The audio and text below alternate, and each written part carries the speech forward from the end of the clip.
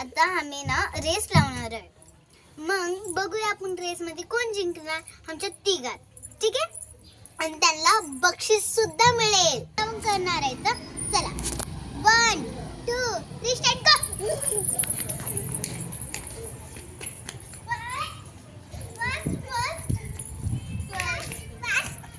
Bye.